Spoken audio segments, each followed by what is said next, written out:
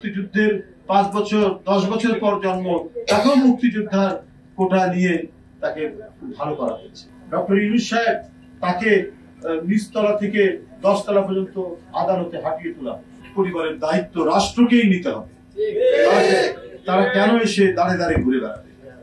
হ্যাঁ, এবং তাদের শিক্ষা, স্বাস্থ্য ব্যবস্থা প্রত্যেকটার দায়িত্ব রাষ্ট্রকে নিতে হবে। একটা পরিবারে একজন রিক্সা চালক বা অটো রিক্সা চালক বা ভ্যান চালক সেই উপার্জন খাওয়া।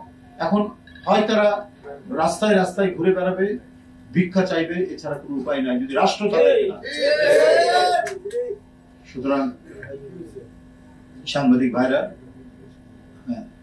এখানে সরকারকে দেখতে হবে যে মানে কেউ গিয়ে বললো যে আমরাই সবচেয়ে ইয়ে করেছি, অন্যদের কথা উল্লেখ করলো না, সেটা বাদ দেয়। সেটা হলে পরে সরকারের ভাবমূর্তি ক্ষুণ্ণ হবে। এবং এই কাজগুলো আওয়ামী লীগ করেছে। ৭১-এর মুক্তিযুদ্ধের তালিকায় দেখা গেছে যার জন্ম ৭১ সালের 5 বছর পরে তাকে মুক্তিযোদ্ধা বানিয়েছে, আর এবং অরিজিনাল মুক্তিযোদ্ধা সে রিক্সা চালাচ্ছে, সেটার পুনরাবৃত্তি যেন ডক্টর ইউনূস সাহেবের সরকারের না হয়।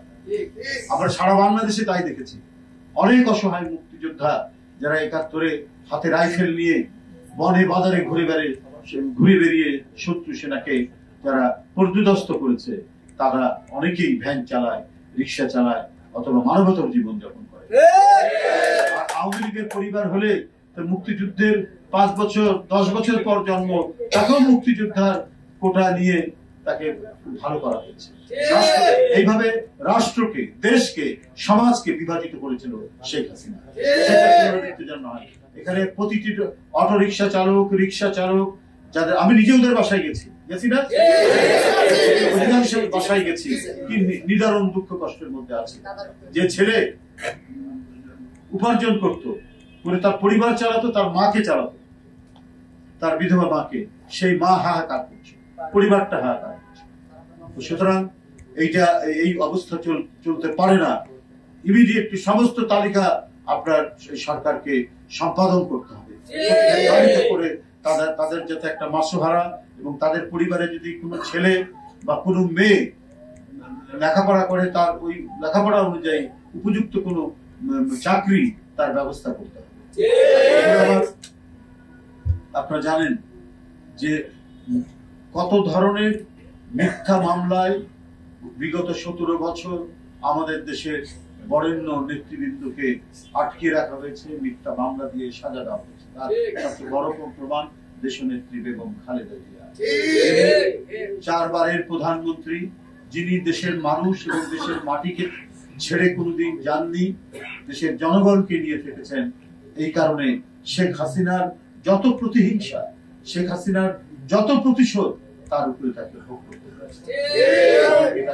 কারাগারে, একটি জরাজীর্ণ কারাগারের মধ্যে আটকে রাখা হয়েছিল, করে তাকে গভীরতর অসুস্থ হয়ে যেতে পড়তে পারে সেই ব্যবস্থা তাকে করা হয়েছিল। এটা কি? এটা হচ্ছে মিথ্যা আইনি প্রক্রিয়া।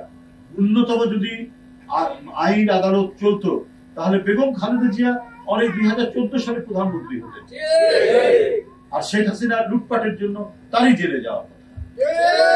সময়টা এরকমই, যারা চোর, যারা ডাকাত, তারা রাষ্ট্র ক্ষমতা দখল করেছে, আর যারা গণতন্ত্রকামী মানুষ, যারা সৎ মানুষ, তারা কারাগারের মধ্যে অবস্থান করেছে। সুতরাং এই আইনের শাসনের জন্য, ন্যায় বিচারের জন্যই তো আমাদের সংগ্রাম।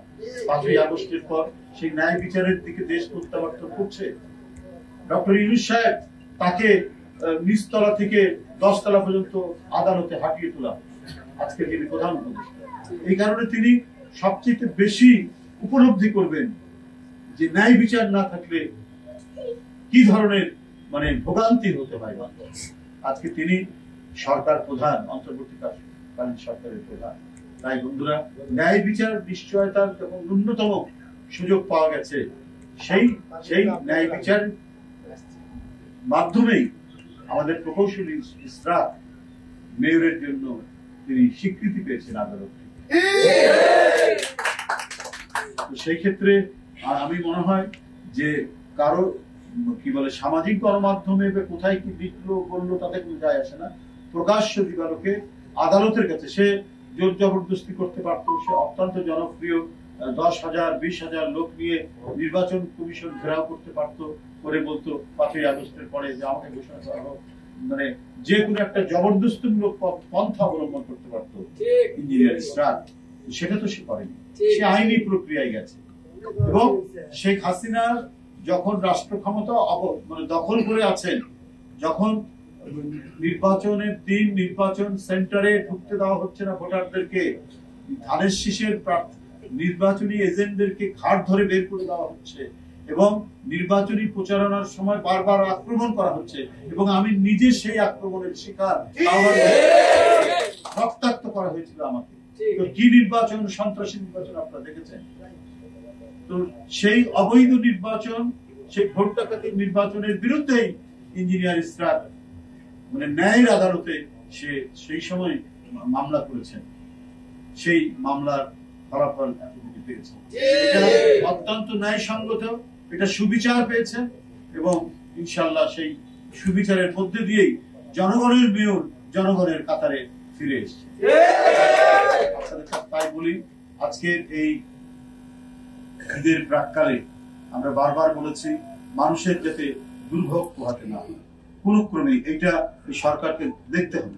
এই সরকারকে অনেক মন্ত্রী নেই, অনেক কিছু নেই, অল্প কিছু মানুষ নিয়ে সরকার, অন্তর্বর্তীকালীন সরকার, তারা তো অনেক কিছু মানে দেখে চট করে সেই ব্যবস্থা নিতে পারবে।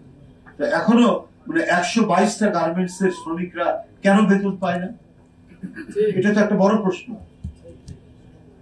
প্রায় 1/2 আপনার গার্মেন্টস তারা বোনাস পায়নি কেন? তো এটা তো সরকার হচ্ছে মালিক পক্ষ এবং শ্রমিক পক্ষের মধ্যে একটি লিয়াজো অফিসারের ভূমিকা পালন করে। তো এই জিনিসগুলোর দায়িত্ব তো সরকারের উপর বর্তাবে। একজন শ্রমিক যদি না খেয়ে থাকে, এই ঈদের আগে যদি সে যদি বেতন না পায়, তাহলে তার পরিবার সেই ঈদের আনন্দ উপভোগ করতে পারবে না।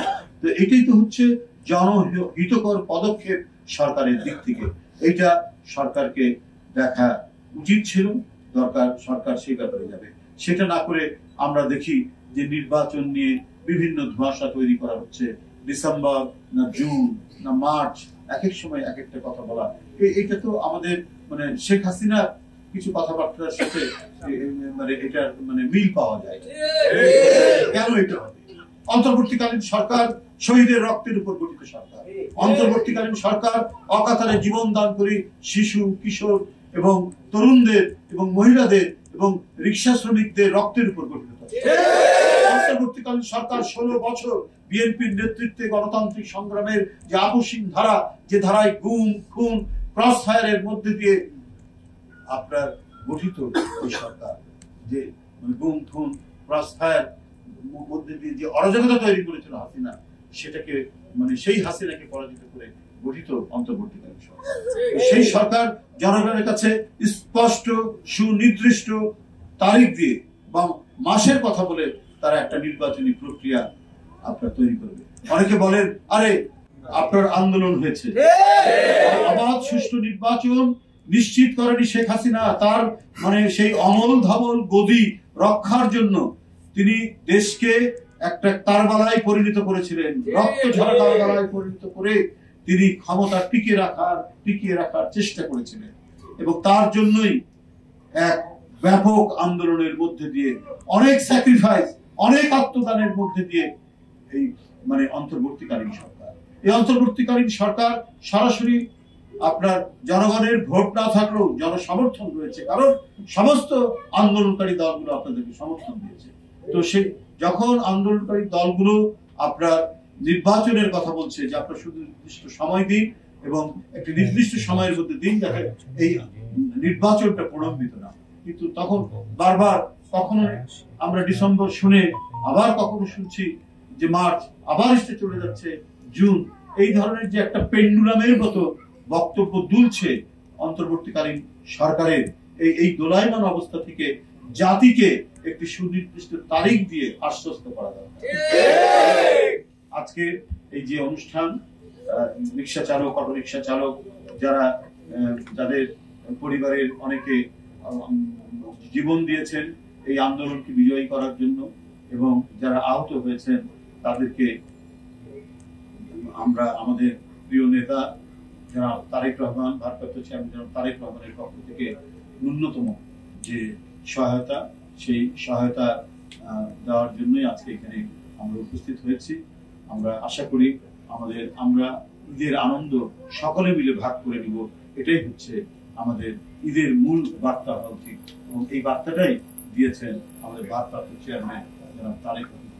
আর এই শ্রমিক, রিক্সা শ্রমিক, ভ্যান চালক, এদেরকে সুসংগঠিত করে অনেক দিন ধরে এদের যে পরিচর্যা করছেন তার নাম হচ্ছে আরিফুর রহমান তুষার। করে সে এই সংগঠনকে গড়ে তুলেছে এবং গড়ে তুলে তাদেরকে নিয়ে সে চিন্তা ভাবনা করে, চিন্তা করে এবং সেই সংগঠন গড়ে তুলতে তাকে সহ সবাইকে আন্তরিক শুভেচ্ছা জানিয়ে